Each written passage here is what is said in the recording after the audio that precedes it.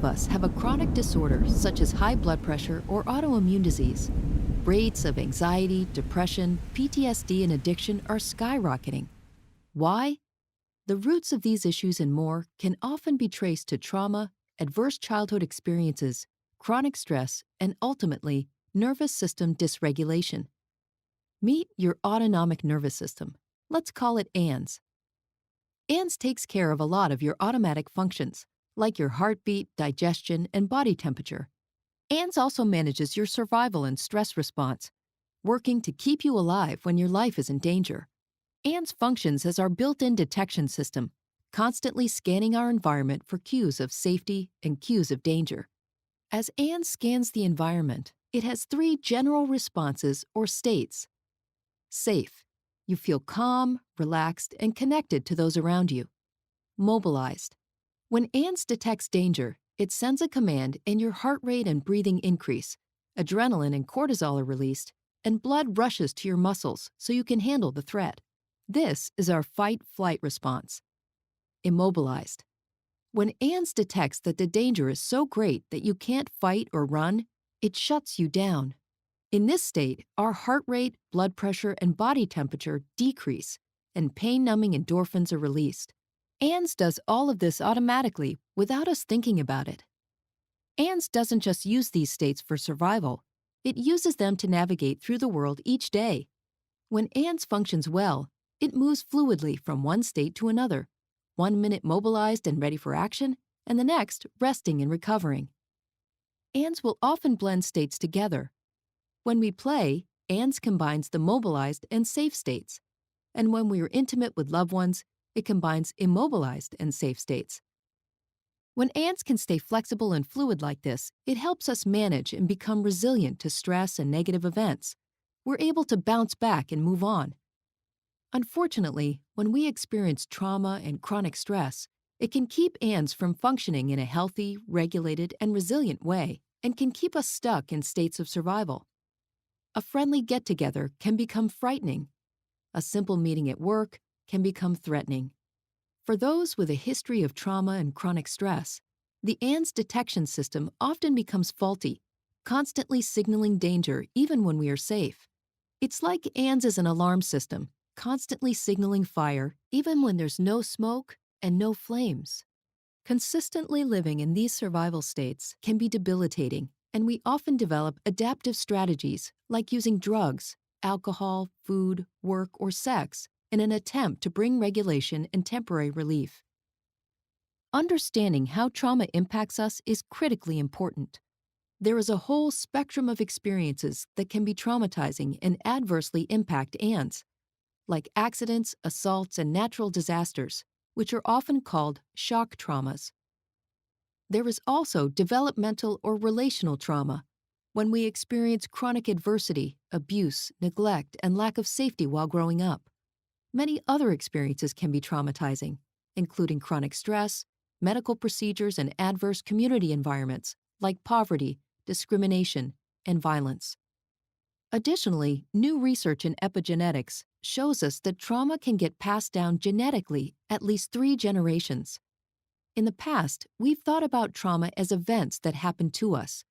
We now know that trauma is an experience, not an event. It's what happens inside of us as a result of what happens to us. It's our response to the event rather than the event itself. Over 20 years ago, Kaiser and the CDC launched a groundbreaking study of over 17,000 patients that showed a direct link between adverse childhood experiences, or ACEs, and long-term health and wellness. In the study, 2/3 of participants reported at least one ACE. Over 20% reported 3 or more. When participants reported 4 or more ACEs, this corresponded to an increased chance for heart disease, cancer, drug abuse, and more. With 6 or more ACEs, life expectancy decreases by almost 20 years. We are learning that many physical and emotional symptoms may emerge from a chronically dysregulated ANS. When ANS gets stuck in survival states, our biology shifts its focus from the tasks that keep us healthy, happy, and thriving to surviving the immediate perceived threat. Many conditions and symptoms that are chronic and difficult to diagnose and treat can be attributed to a dysfunctional ANS. Our childhood experiences can also keep us from connecting with others. This is vitally important because as children, our number one survival priority is to attach to caregivers. When the people responsible for our safety aren't safe, and we are living in chronic states of unsafety, ANS doesn't get wired right.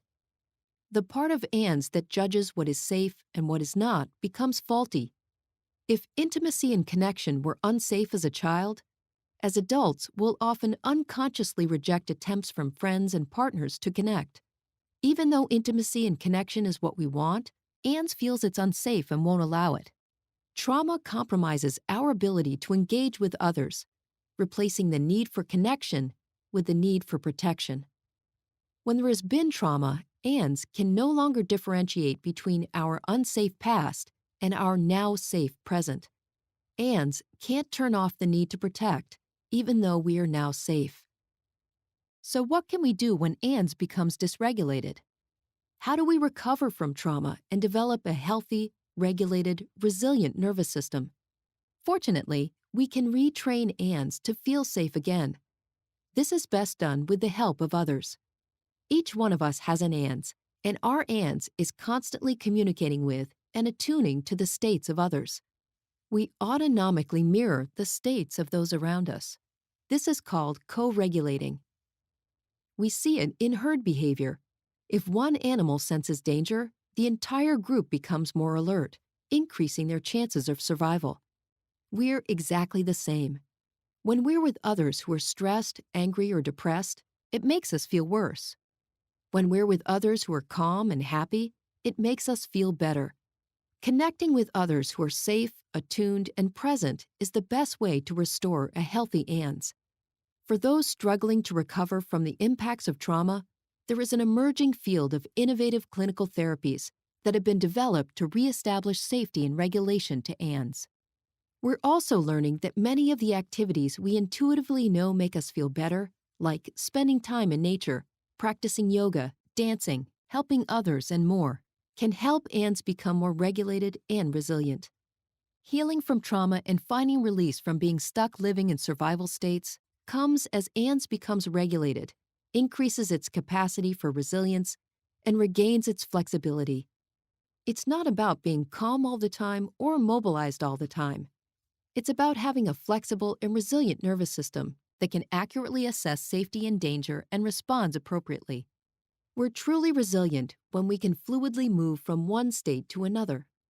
For those living with the impacts of trauma and chronic stress, becoming unstuck is like beginning a new life.